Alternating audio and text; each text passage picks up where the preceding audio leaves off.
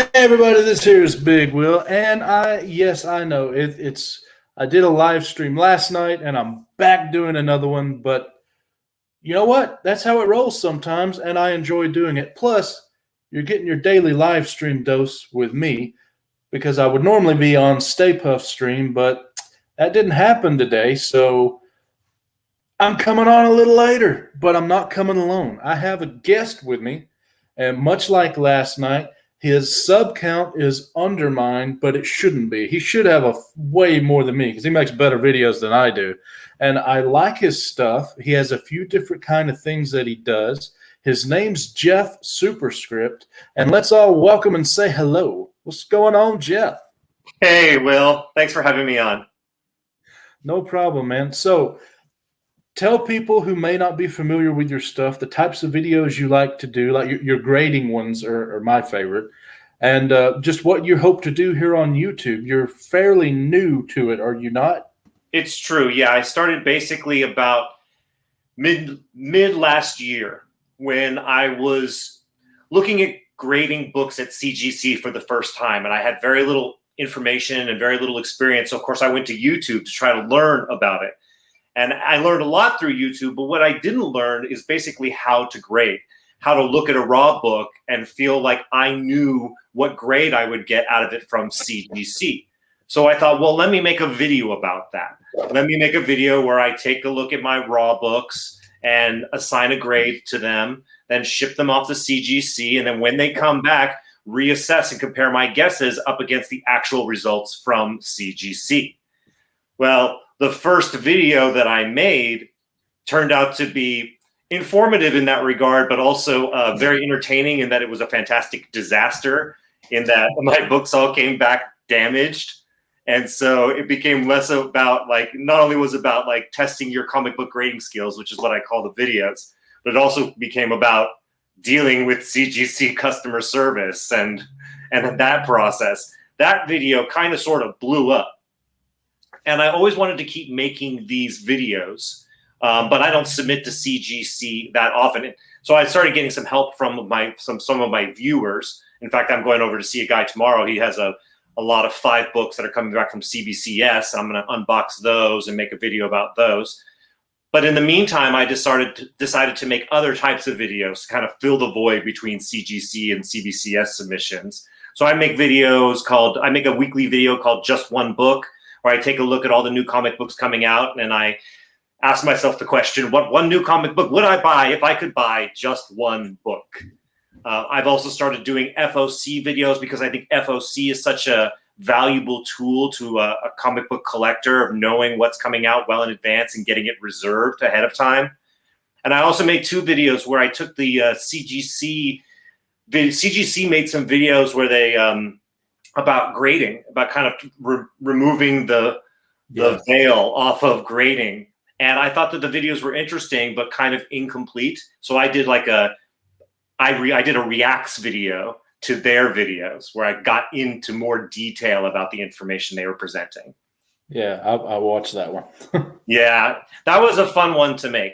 The second one on restoration I'm not as informed on restoration, so that was more of just kind of like me learning as I go as well. But the first one on grading, not only did I learn a lot, but it was fun and interesting to really dig into the ideas and what they were talking about.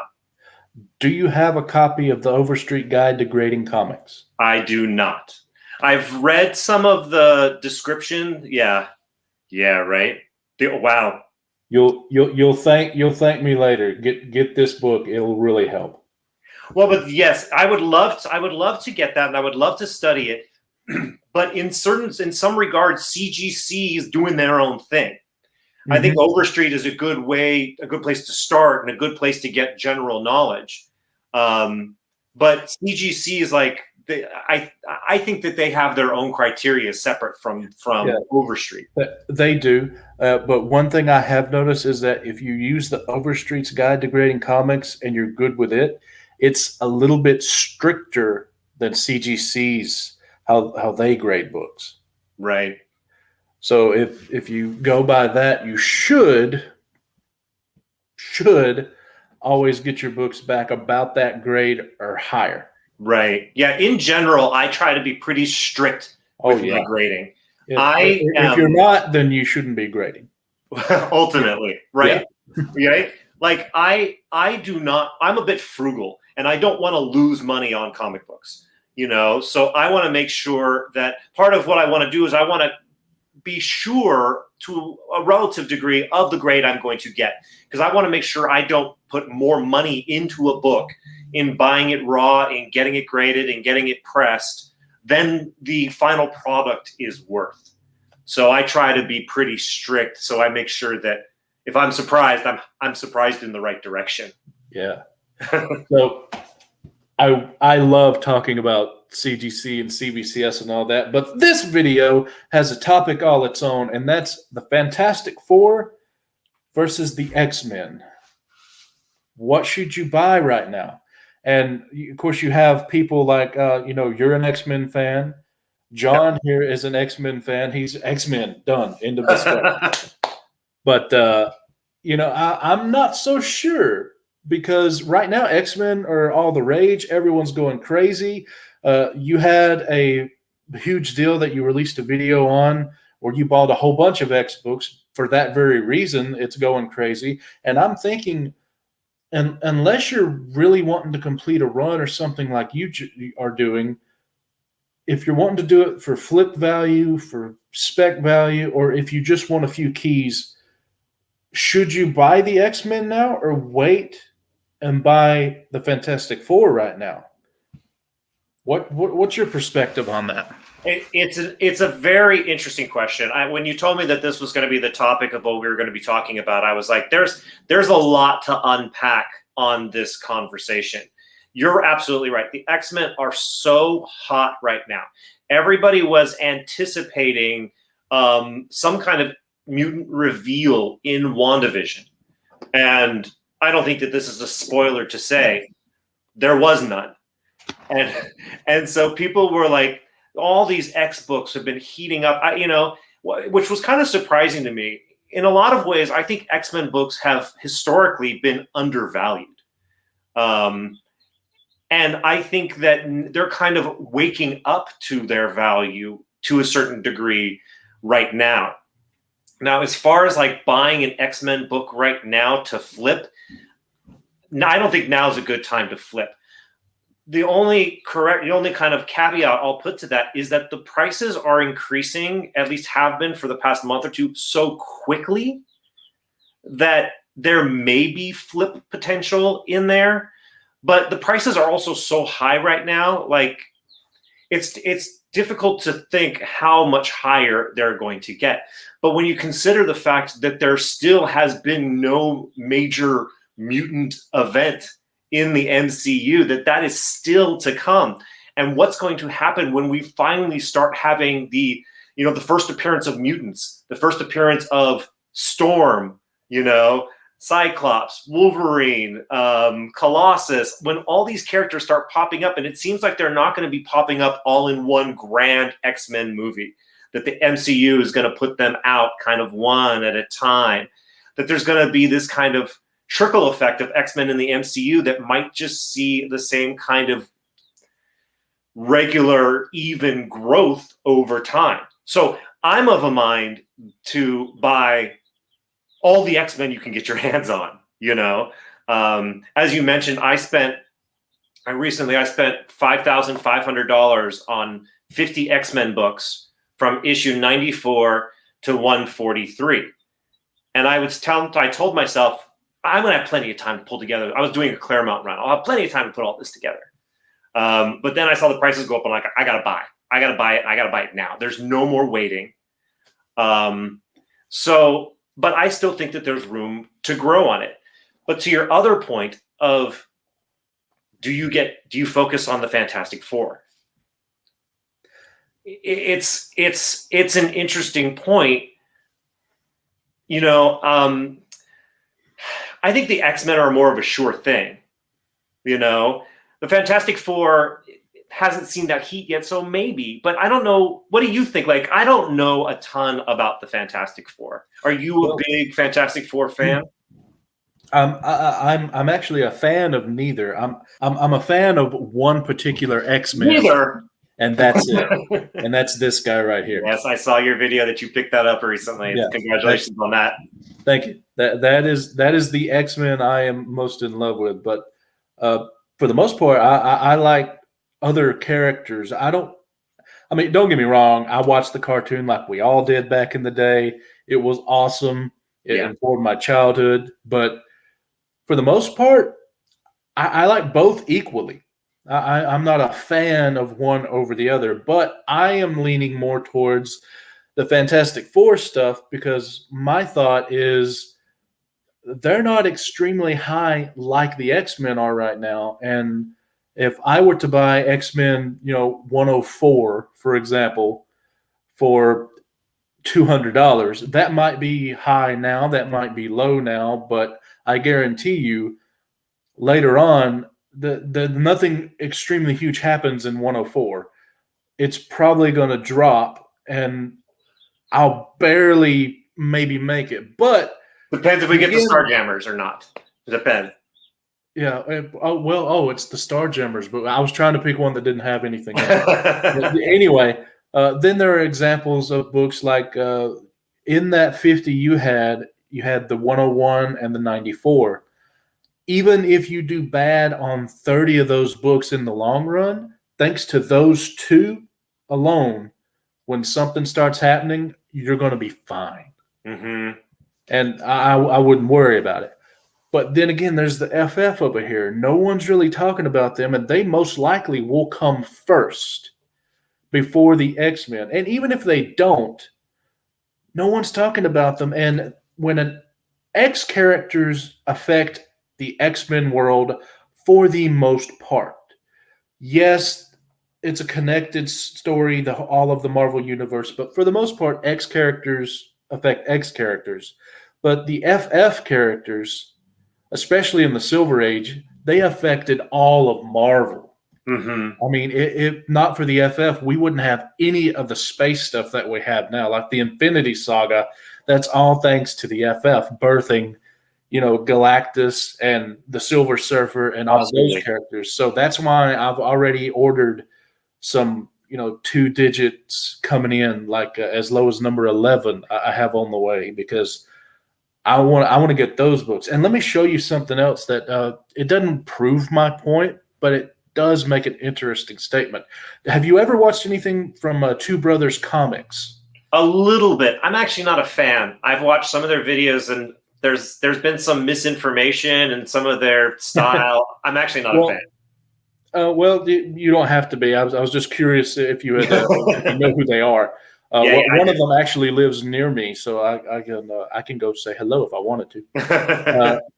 They did a poll, and this poll right here, as you can see, it's who are you most excited about joining the MCU? The X-Men are at 74%, and the Fantastic Four are 26% out of 463 votes. That tells me that everyone is trying to buy the X-Men that's going to explode. Everyone's going to be focusing on the X-Men, where only a quarter of the people are buying up FF. So that's why I would go towards the Fantastic Four. Just looking at that with how many votes and the percentages, what does that tell you? I think your assessment is right. I think people are sleeping on the Fantastic Four right now. But I think that in part it's because I think the X-Men, in my opinion, and granted, I'll probably say it multiple times more, I have a bias. I'm a big X-Men fan. But I think the X-Men are a little bit more of a sure thing to be successful. The Fantastic Four are, iconic. They're these amazing, it's an iconic title. But the characters themselves as a team, like there are so many X-Men and so many awesome X-Men, and so many people relate to different X-Men for different reasons and think that different X-Men are awesome for different reasons. The Fantastic Four, you've got the Human Torch. He's awesome. he turns into a man of fire and flies around and, shoots fire out or whatever. Like, that's awesome. Then you have the Thing, he's a big, gigantic rock and he's strong and he's tough, and he's cool. That's awesome. Then you have Mr. Fantastic. He's stretchy. And his superpower is more that he's really smart. Then, the stretchy comes into play. And then you have the Invisible Woman, who is the Invisible Woman and can throw up shields and stuff. As far as their power set is concerned, I don't think they're as awesome as mutants are in general and as the X-Men are in general. I think the strength of the Fantastic Four can come from the writing. And like you mentioned, like talk stories about like Galactus and Silver Surfer. I think the cool things about the Fantastic Four haven't come from their skill set. It's come from the world that is built around them. So if they make a really great, really well-written Fantastic Four movie, then I think it's going to be awesome. But if it's just kind of meh, if it's just kind of okay, then I think it's not going to do well. Like if you look at historically, I mean, we've had, 7 or 8 X-Men films and 3 Fantastic Four films. If you don't talk about what is the Roger Corman one from the hey, really bad it's one. one of the best ones out of the 4. The Corman one? Apparently. I haven't seen it, but all I've heard is about started watching a little bit of a documentary on one of my streaming things about it. And I did too. I probably saw the same one. But it seems I would agree with you. The X-Men they're just cooler. I mean, I'll agree. Hey, they're cooler. But I just with the historical significance of the FF, all the first appearances that affect all of Marvel, and the fact that not many people are looking at them, that's why I'm going that route. And forget spec. Value in general in 20 years, I think most of the X books and most of the FF books will rise in value. But I think the ones that will maintain the higher value will be the key books of the Fantastic Four over the X-Men. Like FF1, I think will remain higher than X-Men 1.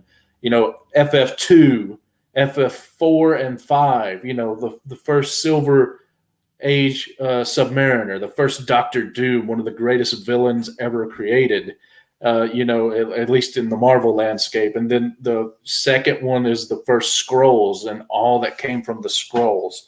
I think overall, in the long run, those books will have better value. There are more X books that have great value, though. There are more keys. And historically, you might know this, but I don't know the answer to this, and I'll ask you if you know. Those Fantastic Four keys historically have always been more valuable than the X-Men books, right? It's only until like the past 6 months, actually, that the X books have come knocking. Okay. It's. I think for those Fantastic Four books, it'll always be about those keys, And there are a decent amount of keys. With the X-Men, when you look at the original team of X-Men from issue 1 to 66, there's just a handful of keys in there. But then when Claremont takes over with issue 94, things really hit their stride.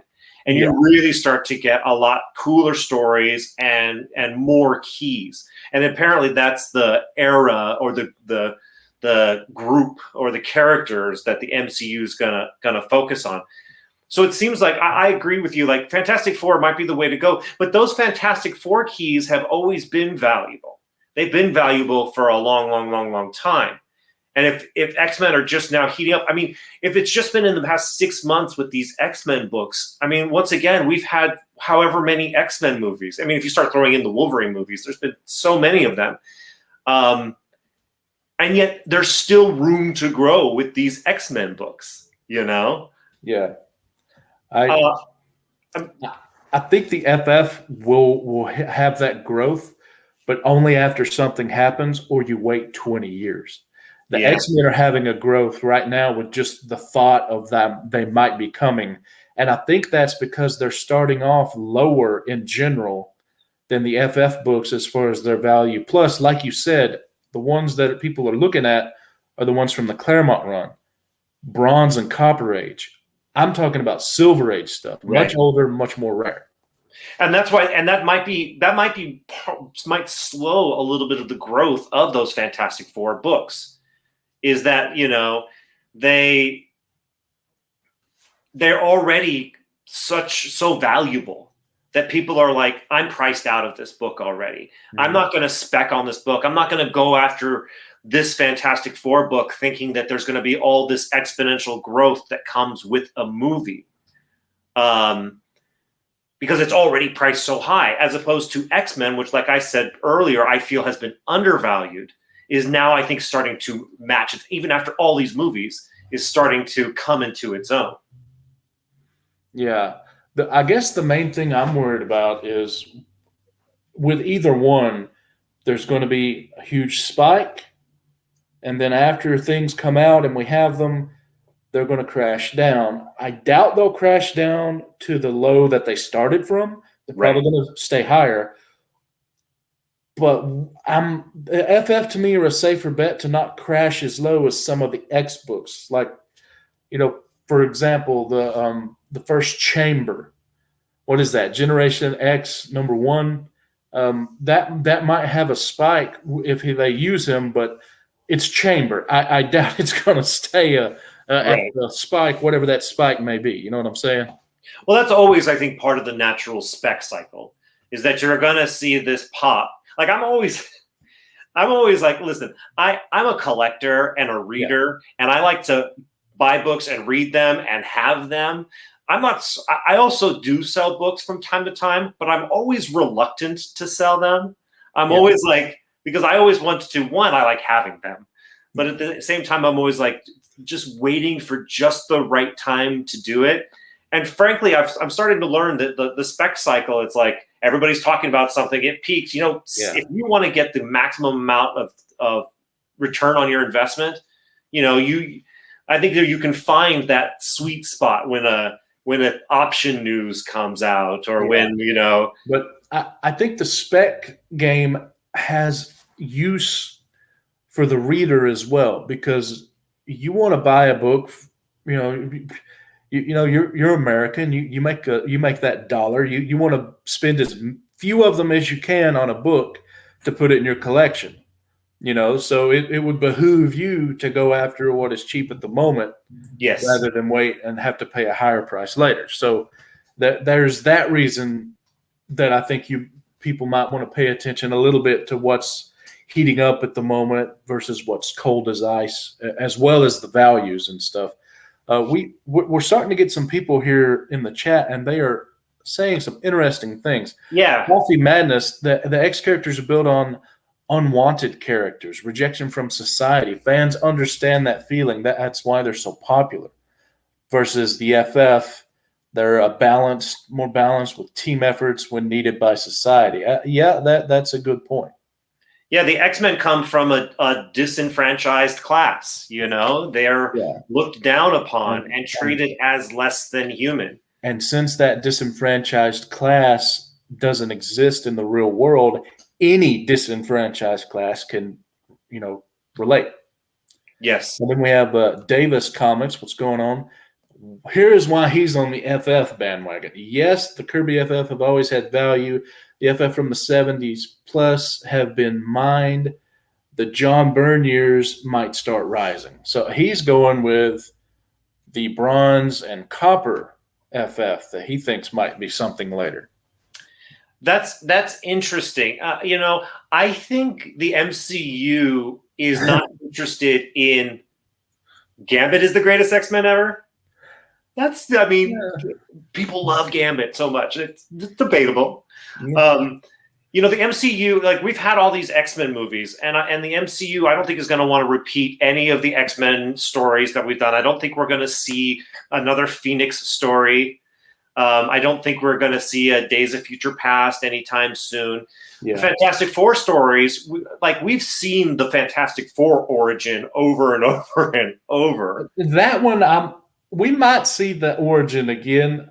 Maybe a truncated version. Just like the X-Men, they're going to be sprinkled through titles that they know, like a Spider-Man movie, a Doctor Strange, or a Thor, or Guardians. We'll get the X-Men and the Fantastic Four that way. Then they'll have their own movie.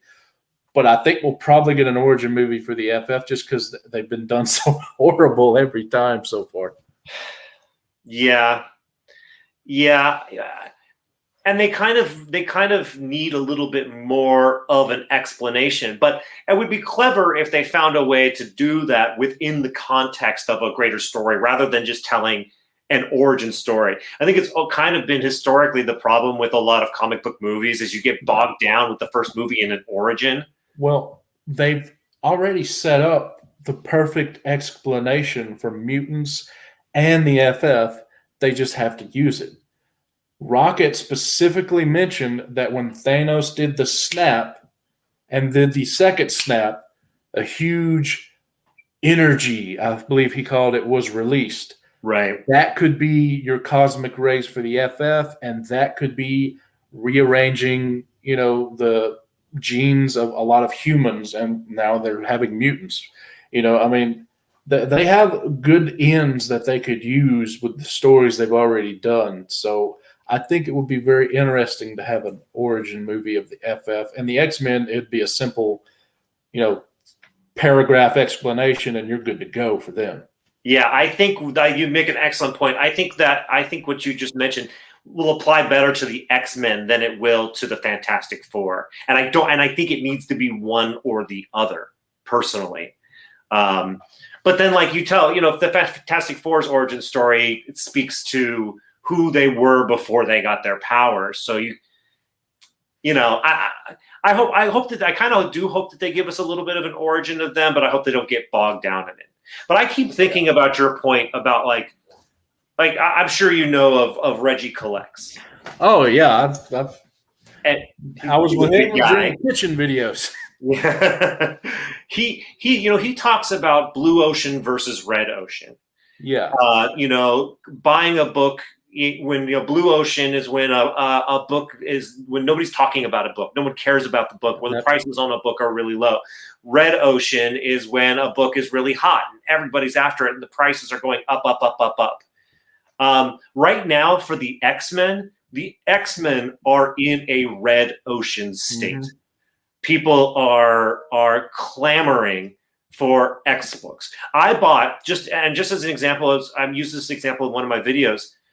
I bought an X-Men 101 in a 9.6 white pages at the very, very end of 2020. It was my little 2020 gift to myself. And I spent $1,275 on it. And I thought, that's a pretty decent chunk of change. Yeah, you sweated that after buying it, didn't you? No, I felt like I got a pretty good price on it. I looked at the comparable prices for what it sold for, and I was like, well, I don't mean in regret. I mean like, whew, I spent that much money, but look what I got. Well, then I spent $5,500, almost $50. That was one where I was like, boy, I hope I didn't shoot myself in the foot on this one. And I think I just kind of did okay. Yeah, but on this X-Men 101 graded one that I bought, 2 months later, it's sold for $2,300 and $2,350. And I think I even saw a third one that was a little bit above that. So it increased $1,000 in 1 month or 2 months. That's crazy. So X-Men are definitely in the red ocean category, which is why you make an excellent point by saying, don't forget about the FF. Don't sleep on the FF. You're talking right now about the FF when other people aren't talking about the FF. Everybody's looking over here at the X-Men. It's like, hey, look over here. Check out the Fantastic Four. And if you're able to pick up some of those keys that you mentioned, what's going to happen when the Silver Surfer enters the MCU? What's going to happen if Galactus is a big bad in the MCU? If you can get these books, even a low-grade book, at a decent price, they're blue chips. They'll always be valuable. These Fantastic Four keys like those are unlikely to lose value from their current value. But once they show up in the MCU, they're likely to go up. So it's a very excellent. I mean, I think any Doom keys, even any Doom cover, Dude, if the Fantastic Four, like if the MCU, they can mess up all 4 of the FF. If they get Doom right, they're golden. Doom could be a big bad in the MCU. Doom could be a Thanos level big bad, you know? Like I was on eBay, I'm not a big Fantastic Four fan. I was on eBay tooling around and I saw a Fantastic Four book with this Doom cover. And I'm like, it was for like $7.50 or something with shipping. And I'm like, I'm going to buy it because it's a nice book. It's not key, but it's a nice book in good condition just because Doom is on the cover. You know, I think that Doom could blow up even bigger than the Fantastic Four. Probably. You know? FF5 is the first Doctor Doom. It's already crazy, and it shot up as well. But Marvel Superheroes, I believe it's 14 or 16, somewhere in there, is an Origin of Doom with a great Doom cover where he's going, ah. That is a book you might want to look at. Yeah. That will be one of the ones that people go after because most people, I mean, this is America, baby. 70% of people live paycheck to paycheck. They're not going to get an FF5. Right. Yeah. Not even in like a 0.5. Yeah. But I mean, but that was part of, back to my point earlier about like, is Fantastic Four already too expensive for people? Is there no spec potential there because it's already too expensive? And I always go back to, buy what you love. If you buy what you love, you're never going to be disappointed. Yeah. And if you're like, yeah, I don't really care about the Fantastic Four, but Will makes a good point. Like it's blue ocean time for the Fantastic Four right now. Let me pick up some of those things. If you don't care and you lose money on it, you're going to be really not happy. Yeah. But I could buy a bunch of X-Men books right now, and if I lost, I wouldn't want to lose any money. But if I lost just a little bit on it, I'd be like, I'm just happy to have them because I love them. Yeah. But if it's pure spec, like you said, you're not a big fan of either. You said you're not a big X-Men fan. You're not a big Fantastic Four fan. So if you're just looking at spec. Yeah, I'm trying to make it so that I'm not a dealer, but I like to sell. I really enjoy it, so I'm trying to do that as my job. So I'm going to be buying FF, and then if I find a good deal, I'll buy anything really, Yeah. as long as I get it at a great price. But the things I'm looking at are the FF more so than the X-Men, just because most people aren't. But I do think you're right on FF books, or excuse me, X books. Right now, you buy them, wait a little bit, and if you sell them, you're probably going to break even or make money. FF books, you buy them now, especially the big ones. You might lose a little money if you wait a little bit and sell, but in the long run, you're going to be fine. The X books, except for the major keys, those are a little more iffy. Yeah, I mean, especially if you look at specific books, like you look at Mr. Sinister, for example. Hey, Ben. You look at Mr. Sinister, for example. A lot of people are speccing on Mr. Sinister being a big bad from the X-Men universe. And I actually think that he is a very cool character and a very likely choice to be seen in the MCU. So, and a lot of people are speccing on Mr. Sinister because everybody's kind of in the same headspace on that character. So the price of that book has gone up, has seen a lot of significant increases in value since we knew that the X-Men would become part of the MCU. But then what if he doesn't? What if he never ends up in the MCU? Well, those prices will probably go back down. Mm-hmm. I mean, So I wouldn't recommend buying any books when they're at the height of the spec cycle. Yeah. People who are right now out there buying X-Men 4 because of the first appearance of Scarlet Witch and Quicksilver. Those people to me are a little crazy. It might stay where it's at. I doubt how it's going to get much higher until something comes out. Odds are that one's going to crash a little bit. Now, it may not crash to near where it was, but lower is lower. Absolutely. Anybody who buys that book right now at the prices there are right now, they have some serious FOMO. They should have seen a price increase or serious Scrooge McDuck levels of money. Well, sure. They don't care, right? They're like, I want it, I'm taking it. But it's like, where were you? Like you knew, like the Scarlet Witch, you knew WandaVision was coming. That brings talking about this show forever. Yeah, that brings up the point I was making earlier, is that it behooves you as a collector, even if you just collect to read and to have in your collection, to at least have one eye on the speculation game to know what is hot and what is not. That way you don't spend $10 for a $5 book. Right. Oh, absolutely. Like everybody right now recently went crazy for, I don't know the issue number, but I think it's West Coast Avengers, the first White Vision. It's 54, I'm not sure. Okay. 48, something like that. Yeah. Ever since Vision died, I've had my eye out on that book. Like I haven't seen any, or else I would have bought them. Yeah. Every chance I saw, because he's dead. Yeah. It's comic books. He's coming back.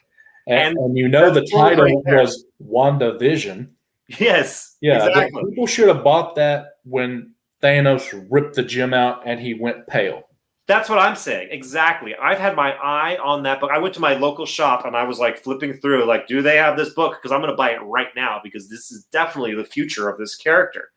And the fact that it took that White Vision character showing up on WandaVision, and all of a sudden people are like, "Oh, I got to have that book."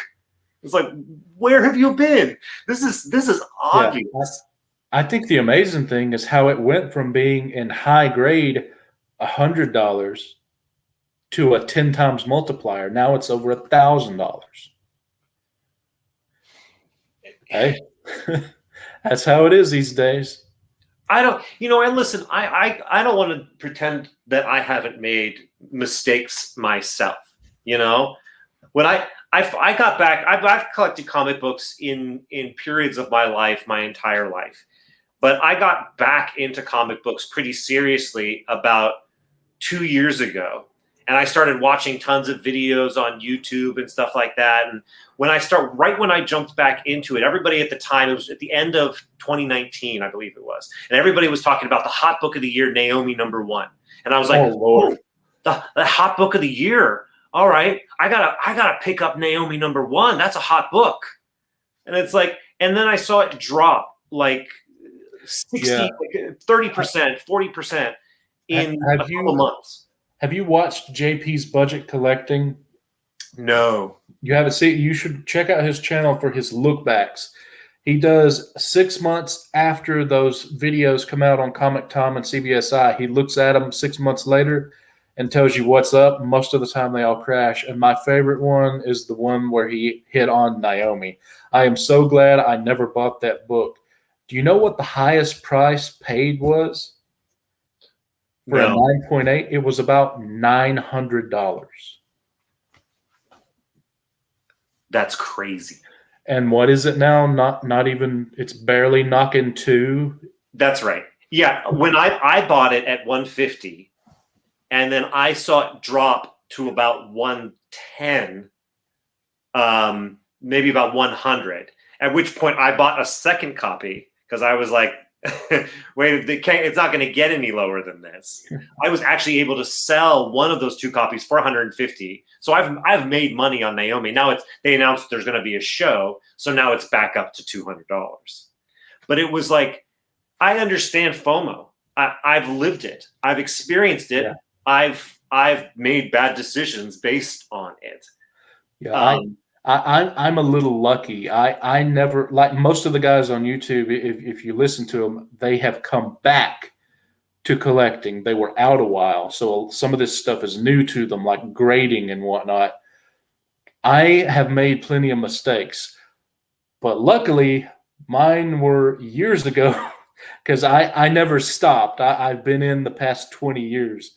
So luckily when I made a mistake, it was losing $10 on a ASM 300, and that meant instead of making $100 on it, I made 90. But boy, do I wish I had it now. I could sell it for $5,000. Yeah. So But, you've seen what, like, I mean, the MCU, which is like, what we're talking about today, has done so much for comic books, comic book collecting, and the comic books on the secondary market. Yeah, the invention of grading comics, movies about comics, not specifically the MCU, but it is the biggest gun in the room. Yeah. And the pandemic. I think those three, each one got people into comics and into collecting. And then this last one, the pandemic, and all this money people are getting while they're just sitting at home, not able to do anything. Guess what? There's eBay. There's YouTube. They sell comics on both. Oh yeah. There's Instagram. No, I totally agree with you. I think the pandemic has got people, I think it's driven up secondary market prices in general.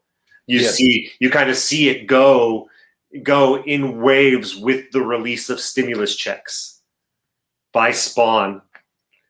A few years ago we would laugh at that, but now that may be sage advice. It's possible, just like with all other things. Now, is the Spawn reboot a proper part of the MCU? Because people are really attached to the MCU. It has nothing to do with the MCU. Spawn is Image all on its own, and the things that Todd McFarlane is doing with him seem to be really shaking it up. So, yeah, Spawn is good. And you meant he meant for fun. Well, I'm taking it both ways. But what's interesting is if Angela is used as the sister of Thor in the Marvel movie. I'm sorry. I just want to say, I was thinking, why did I think that Spawn had something to do with the MCU? I was thinking actually Blade. I was thinking Blade. I'm sorry. Go ahead. That will cause Spawn 9 to shoot up. So the MCU is tied to Image in that way. Yeah. Okay. But yeah, my head went to Blade for some reason. Like that's a similar. I wasn't going to say anything. I figured you'd figure it out. Yeah, I answered. But but even Spawn #1, that book used to be less than $100 in a 9.8. Now it's about $200 in a 9.8. I remember being disgusted with a guy at the mall I was trying to buy one from because he wouldn't drop it to $10. He had it at 15. Now you're lucky to find it for sale for 15, Well, let me ask you for my benefit, if you were going to buy Fantastic Four books, are there any ones in particular that you would go after, considering what the average person can afford to pay for a comic book? Pretty much anything under 100 is going to gain some in value, but just stay away from 48, 49, 50, 52, excuse me, 1, 2, 4. Most people can't afford 3 anyway, but it's not a major key. 4 and 5. All those are so big, so huge. It's getting crazy. And even books like 13 and 8, those are starting to get expensive now. I found myself lucky that I was able to buy a decent copy of number 11 recently, and with tax, title, and delivery, it was almost $200. It's mid-grade. Yeah. Yeah. So and there's people are starting to pick up the Warlock books, right? Now those are still cold as ice. You can find those even on eBay for a great deal. I have Warlock 9 and Warlock 10 right over there graded. One's a 9.4, one's a 9.2, signed by Starlin, and I was selling them for $250 shipped, the both of them. And I couldn't get anybody to buy them. I think that's going to We change. know he's coming. Yeah, right. It's Literally. official. Like it went from being like Yeah. maybe to official, right? He is literally one of the only characters that you know is coming. They had his cocoon. They said it's Adam. We know. There's no spec. We They know backed he's off coming. of that so much. Like they showed his cocoon, and then they were like, no. It was just the director's little bit of the fun thing he wanted to put in. But didn't they recently say like, no, he's coming? Like, Yes. He is coming. yeah. We've known for a while. I have to give those away right now if I wanted to sell them. So I'm like, okay, fine, then I'll just wait and sell Sit them. on 'em, yeah, no doubt. People go crazy, you know. But his first appearances are in Fantastic Four, right? Yes, they have increased. All his first appearance books have, but they're still nowhere near what they're going to be. And that's FF 67 or 68 is the first one with his cocoon, although he has like a cameo in the previous issue. I think And I have that one. There's a Thor book where it's him on the cover. That one is considered one of his first. And then there's the Marvel Premiere #1. That's the Warlock. Marvel Premiere presents Warlock. That's a major one too, as well as Warlock 9. That's when Starlin took over. Are you familiar with any other characters in the Fantastic Four that are like similar to Warlock that you think could have spec potential as the Fantastic Four enter the MCU? Miracle Man and Impossible Man. Okay. The 11 that I purchased is the first appearance of Impossible Man, and he literally just does the impossible. And then FF20 is the first appearance of the Molecule Man, Owen Reese. And he is, people laugh when I mention he's a great spec, but I think he would be a great spec because he is almost he literally can destroy the universe. He is that powerful of a character. He is the other half of the Beyonder. It was Owen Reese that Doom used during the first Secret Wars, if you remember, to try and get the powers of the Beyonder. And it was him who helped restart the multiverse in the second Secret Wars that Marvel did the past few years. So, yeah, he's very powerful and important character to me. So, yeah, that's FF20. Okay. Now, are those books, are they just stupid expensive? No, actually, FF20, well, I mean, they're expensive in the fact that you can't get them for $10. But they're not expensive as in people are buying them up. You know, it's just, hey, this is an old key FF.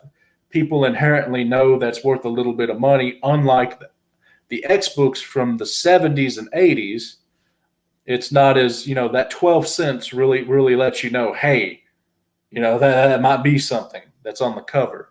But no, they're not super expensive. You can take $200 and get a mid to low grade copy of FF20. Same thing with 11. You know, it just depends on, like everything, the deal you find. But you can go up to $800 or $1,000 and get pretty high in grade on both of those. Whereas I think, what is it, FF48 or 49 is nearing or over $1,000 in a 5.0 now. Right. But like, what if you were going to make a Fantastic Four movie? Would you, knowing what we know about the MCU, would you go big and go like Galactus, Silver Surfer, or would you kind of like out the gate? Or would you ease into it with like one of the characters you just mentioned, like Molecule Man? No, I think I would go old school. Their first enemy, FF1, the Mole Man. Uh-huh. And that would also, you could have that play in some way with, you know, they're doing an Eternals movie that's coming out. What are the Eternals famous for?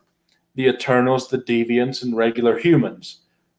The Deviants could have something to do with Mole Man. That'd be a cool way to incorporate that. Mm-hmm. So, yeah, they've got such a good bedrock now. They can pretty much, with a little bit of thinking, come up with a way to do any character and introduce them. Yeah, it's part of what I feel about the MCU right now is that when I start thinking about the decades worth of amazing stories that are present in the Marvel Universe, I don't think people are going to get sick of these Marvel movies anytime soon, as long as they keep making good ones.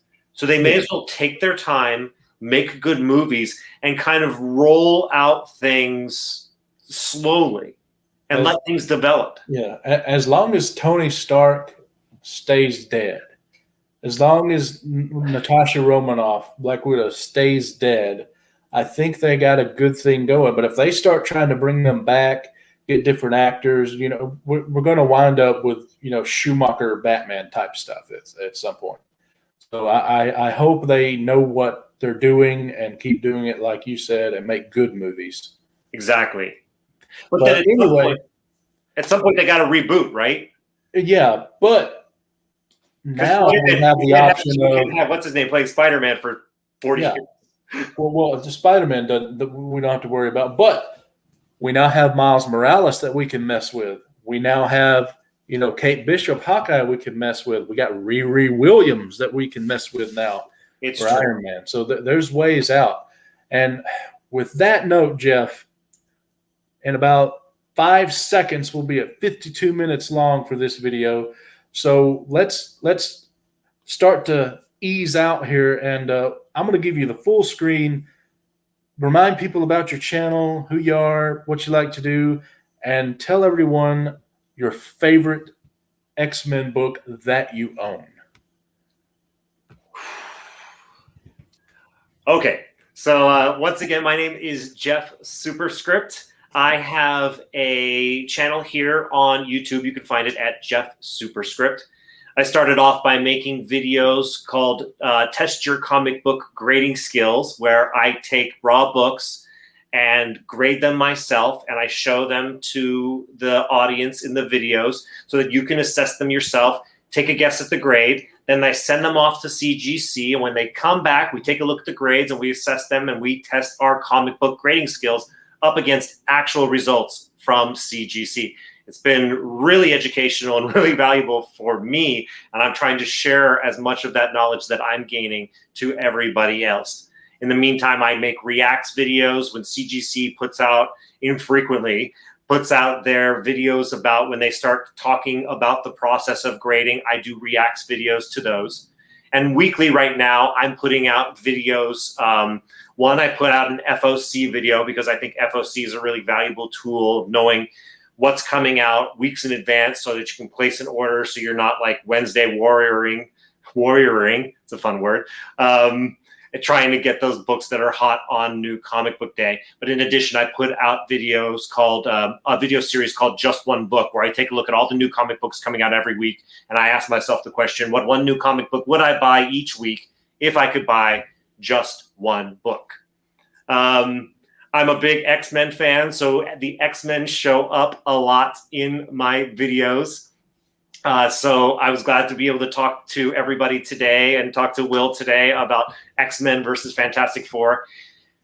I mean, I have to say that my favorite X-Men book that I own has to be the most valuable one and that I have. And it's also, when I was a kid, one of the first comic books I ever bought was an X-Men comic book, and I fell in love immediately, and they've been my favorite since I was a kid. Specifically, the team that started with X-Men 94, but especially started with Giant Size X-Men. So I do have a 9.0 copy of Giant Size X-Men, off-white to white pages, that I bought on Thanksgiving Day 16 months ago for $2,000 that's now worth like $9,000 or something stupid like that, thanks to the inflation. So that's my favorite one, not only because of its value and how it's increased in value, which has been great, but because it presents the first appearance of a comic book team that was so influential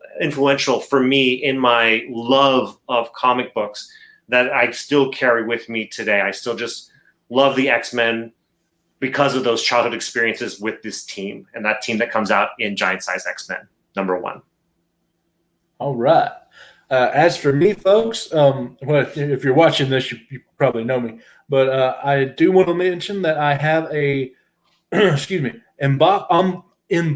unboxing video coming out with some Disney comics on Monday, and that's it. Unless I record some stuff, which I should probably do, and give you guys some content. Thank you all for coming in the chat and everything. Thanks, Jeff, for coming on. Thank you, Will. And we will see you guys